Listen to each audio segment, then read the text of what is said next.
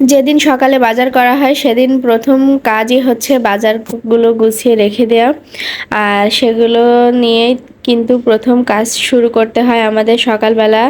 আর এই যে বাজার করে নিয়ে আসছিলাম, তারপরে আবার আমার ছেলে বলছে সে শাক খাবে, তো আবারও বাজারে গিয়ে শাক নিয়ে আসলাম ছেলের জন্য। সো হ্যালো এভরিওয়ান, আসসালামু আলাইকুম, কেমন আছেন সবাই? আলহামদুলিল্লাহ আমরা ভালো আছি। বাজারে একবার গিয়েছিলাম, বাট ছেলের আবদার আবার শাক নিয়ে আসতে হবে। ও মাংস আর শাক আর ডাল ছাড়া তেমন কিছুই খেতে চায় না, তো ভাবলাম আজকে শাক রান্নাই করি, মাংস রান্না করব না। তো শাকটা নিয়ে আবার বাসায় চলে আসছি। এক্ষুনি কিন্তু আবার রান্না শুরু করতে হবে, তো রান্না করতে আবার দেরি হয়ে যাবে। দুইবার বাজারে গিয়ে আমার একটু লেট হয়ে গিয়েছে। আর আমি এই যে প্রথমেই সবজিটা বসিয়ে দিয়েছি, কারণ এই সবজিটা আগে রান্না না থাকলে ওদের পাপা এসে খাবে।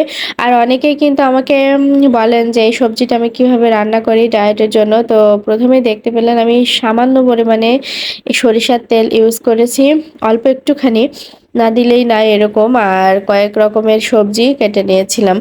আর এই সবজিটা কিন্তু আমি প্রতিদিনই রান্না করি, আমার হাজব্যান্ড প্রতিদিনই এই সবজিটা খায়। আর সিদ্ধটা করে নিয়েছি, অল্প পানি দিয়েছিলাম, খুব বেশি না। আর এই সবজিটা রান্না করতে কিন্তু আমি তেমন কোনো মশলার ব্যবহার করি নাই, আপনারা দেখতে পেয়েছেন কাঁচামরিচ, পেঁয়াজ, রসুন আর একটুখানি জিরা গুঁড়া দিয়েছিলাম, আর কিছুই দিই নাই।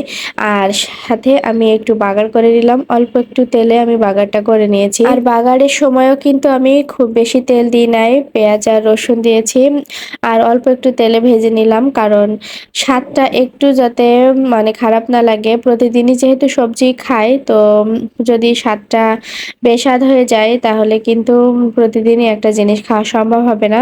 তো এই কারণে আমি বাগারটা দিয়ে নিলাম শুধুমাত্র স্বাদের কারণে। আর দিয়ে দিলাম কলমি শাক, এটা রান্না করব ছেলের জন্য। কলমি শাক খেতে চেয়েছে ও, ও শাক দিয়েই ভাত খেয়েছিল আজকে। আর সাথে মাছ ভুনা করব। মাছ ভুনা করার জন্য আমি মশলাটা সামান্য কষিয়ে নিব, খুব বেশি না। কাঁচা মাছটা এভাবে ঝোল করতে গেলে আমি এইভাবেই রান্নাটা করি, অনেকেই দেখেন আমার রান্না বান্না। তো আমি এখানে বাটা মশলা দিয়েছিলাম, কাঁচামরিচ, একটুখানি রসুন, পেঁয়াজ আর জিরা, আর কিছুই দিই নাই। সাথে একটু সরিষা বাটার পানি দিয়ে দিলাম, হালকা করে ভেজে তারপরে কিন্তু পানি দিয়েছি। আর এই পানিটা যখন ফুটে উঠবে তখনই কিন্তু মাছটা দিয়ে দিতে হবে। মাছটা ওদিকে হচ্ছে, আর এপাশে আমি ডিম সিদ্ধ বসিয়েছিলাম, 3টা চুলাই রান্না হচ্ছে। আর এই যে আমার পানিটা বলক চলে এসেছে, এখন আমি মাছগুলো দিয়ে দিচ্ছি। বড় মাছ হলে এরকম পেটি সাইজের মাছটা আমি কিন্তু কাঁচা ঝোল করি, এরকম করে রান্না করলে অনেক মজা হয়। আর আমার হাজবেন্ড কিন্তু অনেক পছন্দ করে এই মাছটা। আর এই কারণে কিন্তু আমি মাঝে মাঝে রান্না করি। মাছটা গত কালকেই নিয়ে আসছিল, এই কারণে টাটকায় রান্না করলাম। আর বাচ্চাদের নিয়ে সন্ধ্যার আগে একটু বাইরে গিয়েছিলাম, তো ওরা বললো আইসক্রিম খাবে। তো আইসক্রিম কেনার জন্য দোকানে আসলাম। দোকানে এসে তো মহা বিপদে পড়ছি, কোনটা রেখে যে কোনটা নিবে দুইজনে ডিসিশন নিতে পারছে না। তো দুইজনেই তো অবাক হয়ে গিয়েছে, কি করবে না করবে ওদেরকে দিয়ে খেয়ে। আমি তো অবাক, আমি কি করব এখন। তো ওদের পছন্দ মতো কিছু আইসক্রিম নিয়ে বাসায় আসলাম, ওরা এগুলোই নিতে চেয়েছে। বাসায় এসে তা আরও ঝামেলা শুরু করে দিয়েছে, দুইজন তো যুদ্ধ, প্রতিটা জিনিস নিয়ে এরকম মারামারি করে, আমি নিব, আমি নেব, এটা আমার, ওটা আমার, এরকম তো করতেই থাকে। কেউ কাউকে এক বিন্দুও ছাড় দিবে না, যার গায়ে জোর বেশি সে অবশ্যই জিতে যায়। তো দেখেন কি অবস্থা। আমার ছেলে তো মানে ওর কাছ থেকে সবকিছু কেড়ে নিতে চায়, ওকে একটু দিতে চায় না। আবার ও কিন্তু কম না, ছোট হলেও ও বোঝে সবকিছু। তো এগুলা নিয়ে আসছে, আমি বলছিলাম এটা নিও না। আমার জন্য একটা আইসক্রিম নিয়েছিলাম, আমারও আইসক্রিম খেতে ইচ্ছা করছিল, তো আমি একটা নিয়ে, প্রচন্ড গরম পড়ছিল, তার মধ্যেই আমার ঠান্ডা লেগে গিয়েছে। তারপরেও আইসক্রিম খেতে ইচ্ছা করছিল। আইসক্রিম খেতে ইচ্ছা করলে কিনতেই হয়, তো আইসক্রিমগুলো খেয়ে নিলাম। তারপরে আবার ছেলে মেয়ের বায়না ছিল আজকে চিকেন ফ্রাই খাবে। গতদিন তো চিকেন ফ্রাইগুলো করে দিতে পারিনি, ওগুলো রেখে দিয়েছিলাম।